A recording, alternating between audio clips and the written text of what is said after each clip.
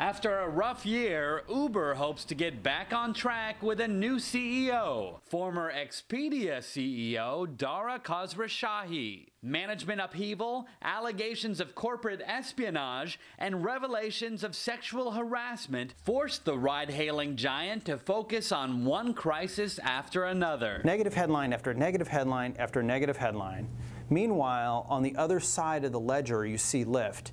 There were no negative headlines. Uber's main rival Lyft stepped up its marketing efforts to attract disillusioned drivers and more riders, expanding its US-only service into 160 more cities. Lyft was also first to let riders tip drivers on its app and did more driver vetting than Uber. From the beginning, the company with its pink mustache logo tried to bill itself as the kinder, gentler ride-sharing service. It's nice to know that values matter. It's good, I think, for businesses in general, that knowing when you invest in ethics, you invest in taking care of each other and hospitality, that at the end of the day, that's going to win out. By the time Uber's board ousted abrasive CEO Travis Kalanick in June, Lyft had more than doubled its ridership from the first 6 months of last year. But analysts say Uber still has about 70% of the US market share, with Lyft controlling most of the remaining 30%.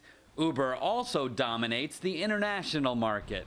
I actually think that the trend line is probably that both companies are going to see a lot of continuing growth, because even if you're losing market share to a competitor like Lyft, and there are others out there, the overall mobility services market continues to grow dramatically. Uber recently took dramatic steps to change its corporate culture, treating drivers and employees better, matching Lyft by letting riders tip, and hiring thousands more people to better distribute the workload. Uber declined an on-camera interview, but the co-founder of Lyft said they embrace their underdog status. We're just getting started. Our goal is to improve people's lives with the world's best transportation, to provide a full alternative to car ownership. Lyft says it plans to go international in the not-so-distant future.